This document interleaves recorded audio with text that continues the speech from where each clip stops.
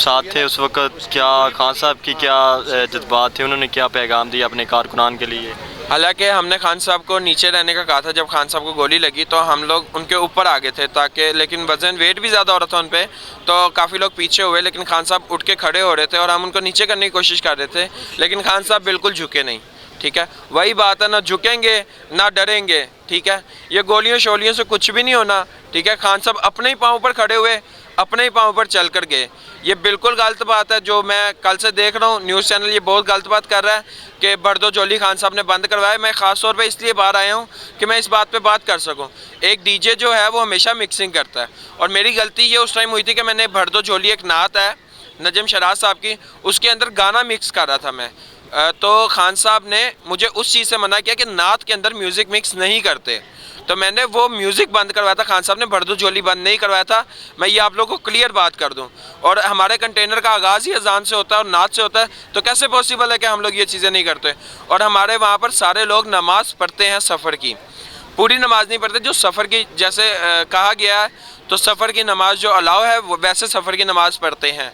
ठीक है, फैसल भाई भी पढ़ते हैं, खान साहब भी पढ़ते हैं, और हमारे कंटेनर पे मौजूद जितने सिक्योरिटी वाले होते हैं वो भी पढ़ते हैं। एक सिक्योरिटी पे खड़ा है, उसकी जगह एक बैठ के फ़ौरन से नमाज़ पढ़ता है, फिर उसकी जगह दूसरा आके नमाज़ पढ़ता है। आप इस वक्त खान साहब की क्या कंडीशंस हैं, डॉक्टर्स क्या कह रहे हैं उनकी सेहत के हवाले से? आप बेसिकली खान साहब दूसरे पोर्शन पे थे, और हम लोग रात को सिविल से बाद में आए हैं। मैं और राशिद भाई बाद में हम लोग यहाँ शिफ्ट हुए हैं, क्योंकि हमारी बैकबोन पे जो है वो शेल्स वगैरह लगे हुए हैं, तो इसलिए ट्रीटमेंट के लिए हमें यहाँ पर लाया गया।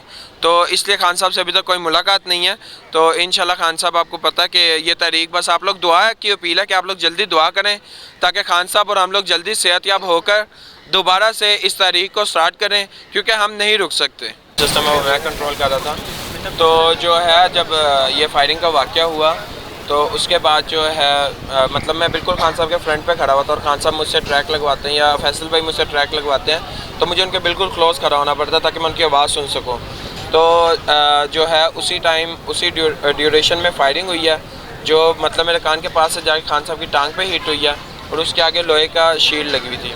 तो वो लोहे की शील्ड पे जब गोली लग के ब्लास्ट हुई है, तो वो 4 गोली, मतलब 4 ब्लास्ट जो हैं वो मेरे बैक शोल्डर्स पे और मेरी बैकबोन पे लगे हैं, और उसके अलावा मेरे फेस पर भी आके कट लगा था। लेकिन एक ये है कि हमारी तारीख का आगाज़ हमेशा अजान से होता है 1:15 पे। ये बिल्कुल घटिया बात है, बहुत गलत बात है कि खान साहब ने भरदोजोली बंद करवाया।